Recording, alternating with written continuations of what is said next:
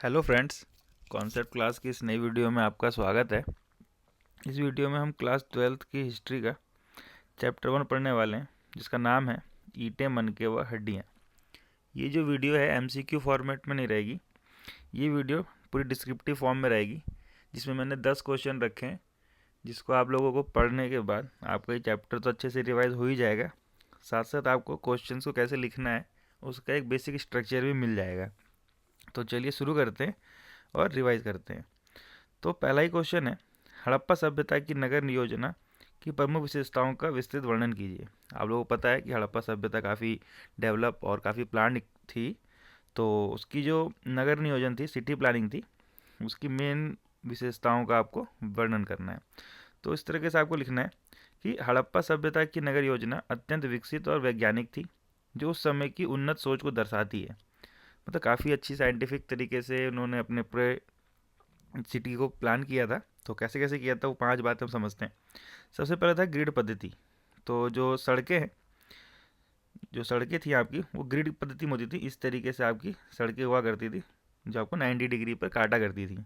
ठीक है। तो इससे होता क्या था कि सड़कों में आने जाने के लिए काफ़ी ईजी रहता था, और बड़ी बड़ी गाड़ियाँ भी आ जाती थी, और साथ साथ हवा का जो पूरा निकास होता था वो काफ़ी अच्छे से होता था, जिससे जो पूरी सिटी होती थी काफ़ी ठंडी रहती थी। अगला है नगर के 2 भाग। प्रत्येक नगरों को 2 भागों में बांटा जाता था, ये तो आपको पता ही होगा।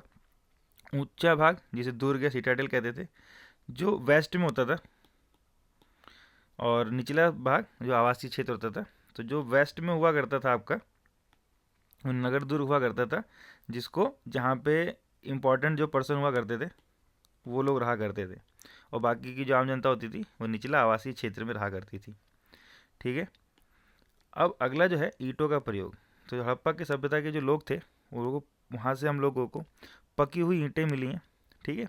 और जिनका आकार मानकीकृत था। मानकीकृत मतलब स्टैंडर्ड था, कि वो सबकी ईंटें, मतलब ऐसा भी नहीं कि कोई भी रैंडम साइज़ की मिली थी, बिल्कुल स्टैंडर्ड था। एक ही साइज़ की ईंटें थी सारी की सारी, जैसे आज की डेट में हमको देखने को मिलती हैं। उसके अलावा उन्नत जल प्रणाली थी। काफ़ी अच्छा जल निकासी का सिस्टम था। ऐसा नहीं कि बारिश हुई सड़कों में पानी लग जाता था, काफ़ी अच्छे से होता था पानी निकालने का सिस्टम। जैसे हर प्रत्येक घर में गंदा पानी निकालने के लिए ढकी हुई नालियाँ थी। ठीक है। जो मेन नालियों से मिलती थी, पानी जो था वो शहर के बाहर चला जाता था। ठीक है। तो इसलिए गंदगी की साफ सफाई सिस्टम पूरा अच्छे से था।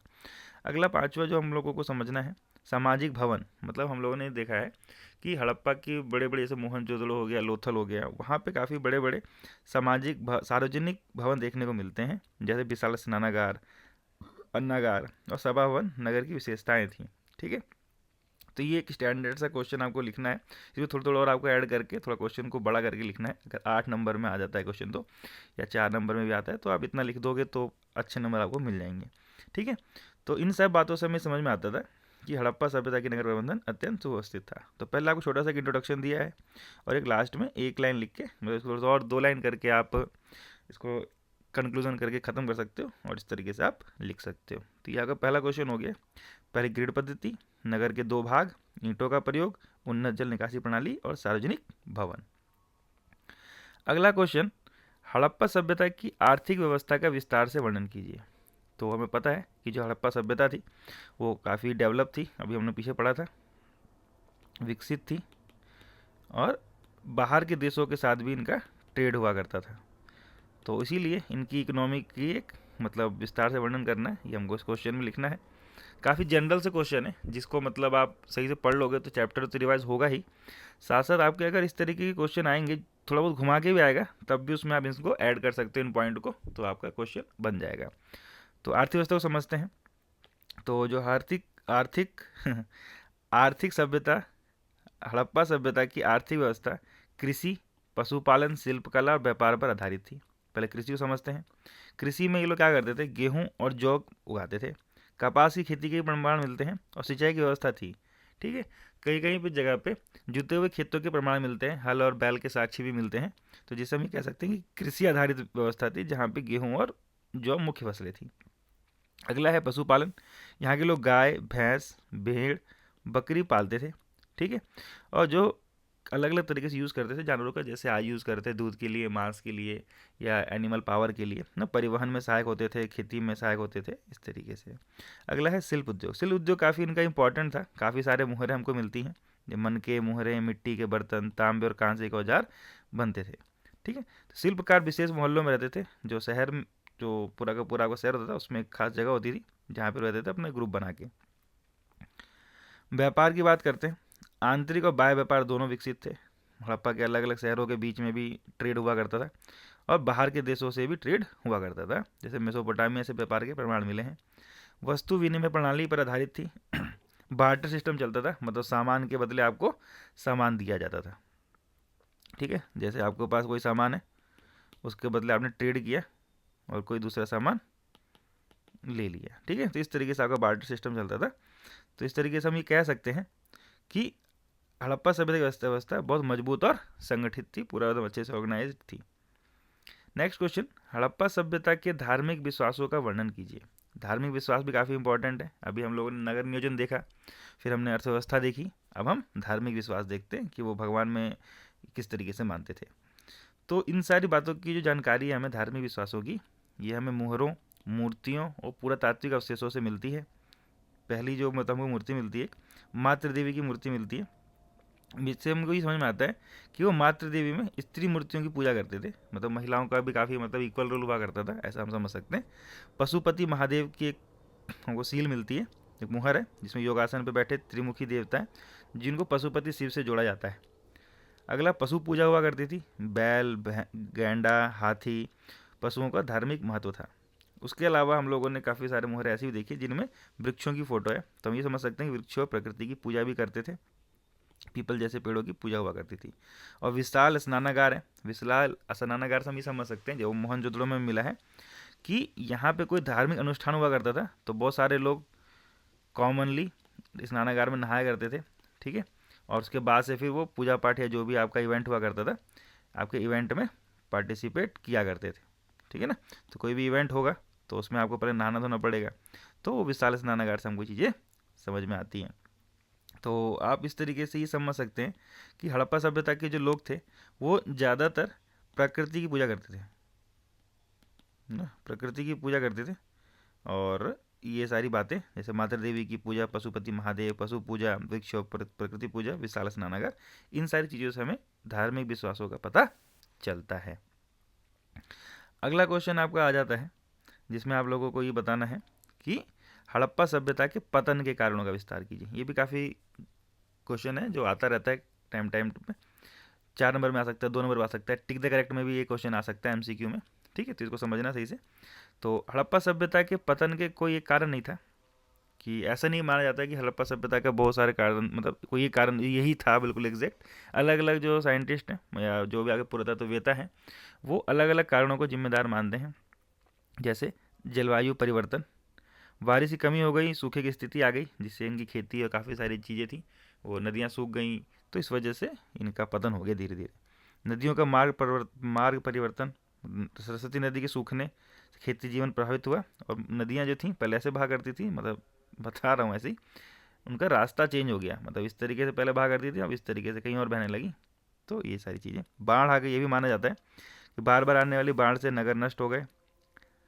व्यापार में गिरावट आ गई, बाह्य व्यापार समाप्त होने से आर्थिक संकट उत्पन्न हुआ। तो मतलब ये आप कह सकते हो कि जब जलवायु परिवर्तन होगा, जब भी क्लाइमेट आपका चेंज होगा, तो उससे आपकी नदियों का मार्ग परिवर्तन हो सकता है, बाढ़ आ सकती है। जब बाढ़ आएगी तो जो आपकी कृषि वाली जो अर्थव्यवस्था है उस पर काफ़ी लोड पड़ता है, फिर बेकार गिरावट होगा, पैसे रुपये कमी हो जाएगी, और इस तरीके से नगर व्यवस्था का पतन हो गया है ना। और जिस वजह से नगर का रखरखाव कमज़ोर हो गया, जो नालियों वाला सिस्टम था उसमें गाद भर गई।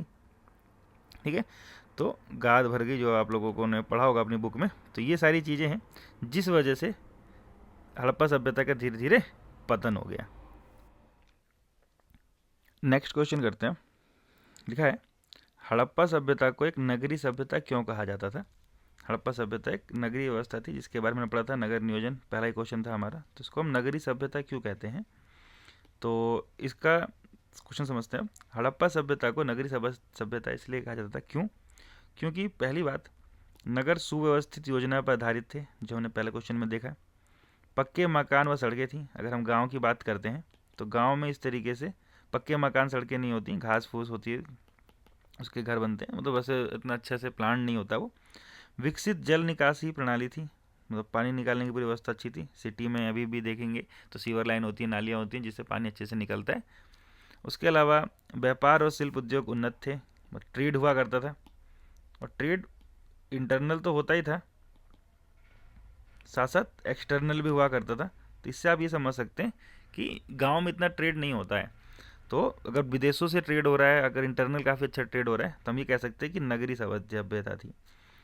पांचवी बात, प्रशासनिक और सामाजिक संगठन मौजूद था, पूरा काफ़ी एडमिनिस्ट्रेशन था, काफ़ी सिस्टम चला करता था। जैसे हमने सिटाडल देखा और आपका निचला शहर देखा, तो यहाँ पे अच्छे खासे डेवलप मतलब एडमिनिस्ट्रेटर हुआ करते थे और पूरा का पूरा शहर इधर हुआ करता था। तो इस तरीके से हम ये समझ सकते हैं कि जो सभ्यता थी वो पूरी की पूरी नगरीय थी। क्यों? क्योंकि सब जो भी क्वालिटीज़ हमने हड़प्पा सभ्यता में देखी है, ये पाँचों, ये सारी की सारी क्वालिटी एक नगर में ही हो सकती है, एक सिटी में ही हो सकती है। तो इसीलिए हम ये कह सकते हैं कि हड़प्पा सभ्यता एक नगरीय सभ्यता थी। विश्व की प्रमुख प्राचीन नगरीय सभ्यताओं में से एक गिना जाता है, जिसमें मेसोपोटामिया ये सब सभ्यता भी आती हैं। ठीक है, तो स्ट्रक्चर आपको मिल चुका है, ये मैंने आपको समझा दिया। क्वेश्चन आएगा तो इसको थोड़ा सा और एक्सपेंड करके आप लिख सकते हैं। नेक्स्ट क्वेश्चन करते हैं।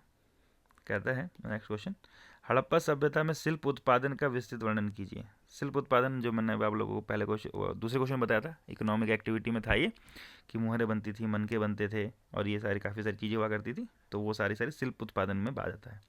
तो हड़प्पा सभ्यता में शिल्प उत्पादन अत्यंत विकसित अवस्था में था। उनकी तकनीक, दक्षता और आर्थिक संगठन का पता चलता है इससे। पहला ही है मनका निर्माण। मनका का निर्माण हुआ करता था, जैसे अलग अलग चीज़ों के मनके बनते थे, बीड्स होती थी, कार्लिनियन, लाजवर्द, जैस्पर जैसे अर्धकीमती पत्थरों से सुंदर मनके बनाए जाते थे। चुहंदड़ो नाम की एक जगह है और लोथल है, यहाँ पे मनके, खूब सारे मनके मिले हैं हम लोगों को, जिससे समझ में आता है कि मनका निर्माण के केंद्र हुआ करते थे। अगला है मिट्टी के बर्तन मिले हैं। लाल मिट्टी पर काले रंग की चित्रकारी वाले बर्तन बनाए जाते थे। धातु शिल्प है, धातु में तो मेटल से काफ़ी सारी चीज़ें ये लोग बनाते थे। जैसे कौन से मेटल का यूज़ करते थे? तांबा, कांसा, सोना, चांदी, इनसे औजार, आभूषण, मूर्तियाँ बनाई जाती थी। उसके अलावा विशेष कार्यशालाएं भी हमको कहीं में मिली है। जो शिल्पकार हुआ करते थे वो अलग मोहल्ले में रहते थे, जिससे श्रम विभाजन स्पष्ट होता है कि श्रम पूरा का पूरा जो भी आपका लेबर था वो डिवीज़न था कि कौन आदमी कैसा क्या काम करेगा। तो इन सारी चीज़ों से हमें ये समझ में आता है, मन के निर्माण से, मिट्टी के बर्तन, धातु शिल्प से, कि शिल्प उत्पादन हड़प्पा सभ्यता की अर्थव्यवस्था का मुख्य आधार था।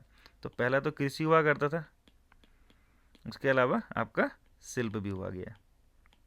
तो इन सारी चीज़ों से हमें पता चलता है कि हड़प्पा सभ्यता का शिल्प उत्पादन कैसा था। सातवां क्वेश्चन है आपका, जिसमें ये कहता है हड़प्पा सभ्यता के सामाजिक जीवन की प्रमुख विशेषताओं का वर्णन कीजिए। अब सामाजिक जीवन की बात हो रही है यहाँ, तो नगरीय व्यवस्था थी, तो नगर में किस तरीके का सिस्टम रहता है तो समझते हैं। हड़प्पा सभ्यता का सामाजिक जीवन सुव्यवस्थित और संतुलित था, मतलब समानता का भाव था यहाँ। परिवार व्यवस्था थी, भोजन और वस्त्र का सिस्टम था।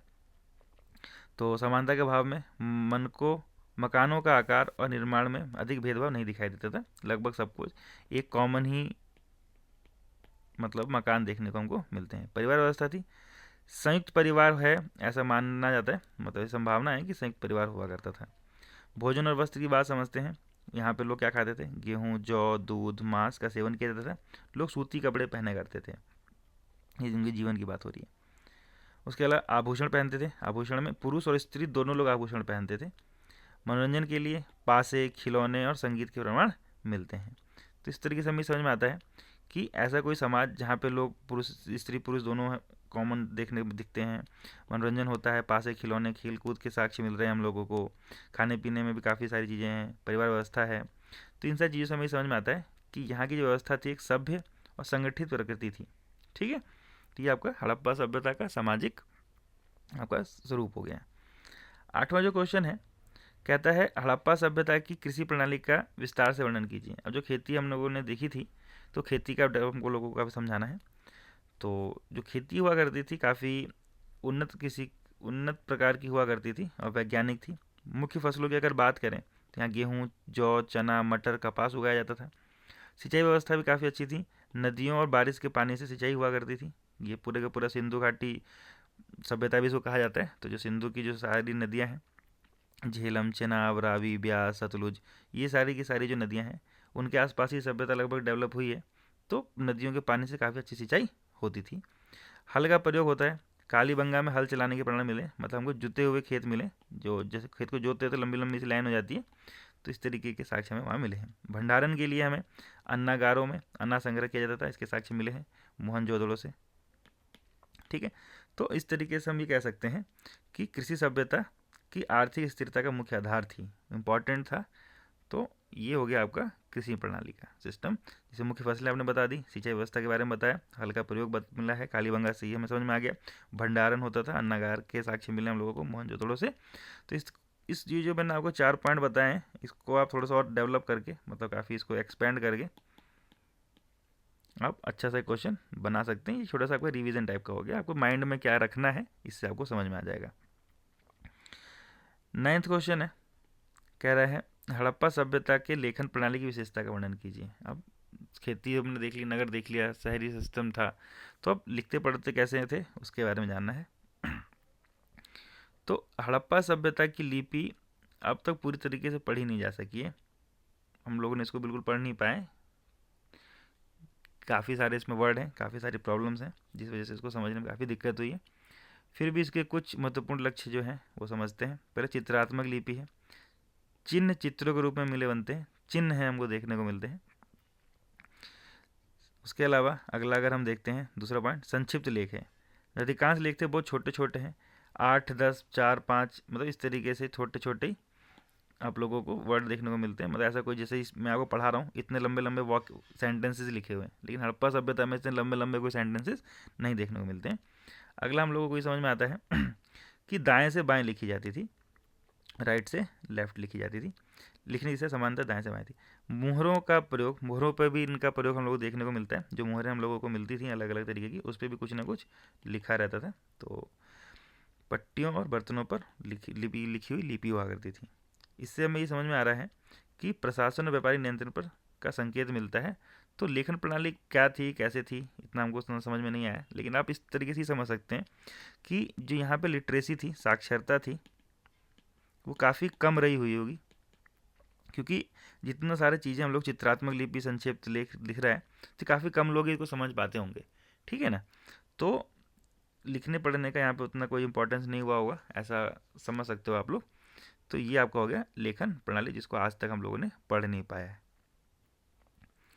10वां क्वेश्चन है, लास्ट क्वेश्चन है इस वीडियो का, पुरातात्विक हड़प्पा सभ्यता के बारे में जानकारी कैसे प्राप्त करते हैं। तो जो हमारे पुरातत्वविद होते हैं, जो एक्सप्लोरर्स होते हैं, वो हड़प्पा सभ्यता के बारे में जानकारी कैसे प्राप्त करते हैं, ये हमको क्वेश्चन का आंसर देना है।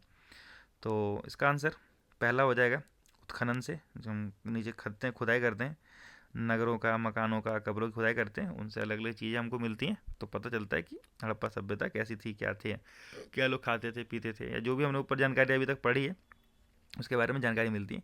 मुहरों से, मूर्तियों से भी पता चलता है कि वहाँ के धार्मिक जीवन कैसा था, आर्थिक जीवन कैसा था, ये सारी चीज़ें भी हमें पता चलती हैं।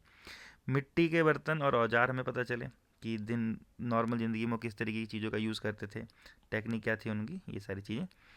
अगला है वैज्ञानिक तकनीक, जब हम लोग साइंटिफिक जैसे कार्बन डेटिंग जैसी विधियों का यूज़ करते हैं, जिससे हमें ये पता चलता है कि कोई चीज़ कितनी पुरानी है।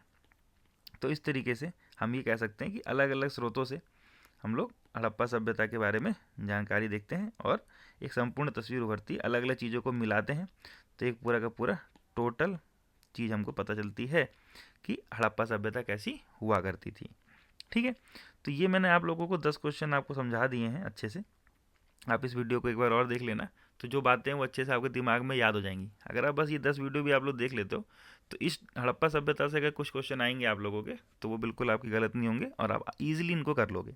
ठीक है ना, तो अगर आप लोगों को ये वीडियो अच्छी लगी होगी तो आप वीडियो को आप लोग लाइक कर दो, चैनल को सब्सक्राइब कर दो, और अगर आपको अपने दोस्तों का भला करना है तो उसको वीडियो को शेयर कर दो, ताकि वो बच्चे भी पढ़ सकें और अपने नंबर आपके आगे बढ़ सकें। और अगर इस तरीके की वीडियो आप लोगों को और चाहिए होगी, हर सब्जेक्ट की या हर चैप्टर की हिस्ट्री की पूरी चाहिए होगी, तो आप लोग कमेंट कर देना, तब मैं और वीडियो इस तरीके की बना दूंगा। 10-10 वीडियो की एक सीरीज चला देंगे, 10-10 क्वेश्चन होंगे, जिसके अंदर आप लोगों का अच्छा सा एक रिविज़न हो जाएगा। ठीक है, तो पढ़ते रहिए, लिखते रहिए, खुश रहिए, प्रसन्न रहिए। मिलते हैं नेक्स्ट वीडियो में।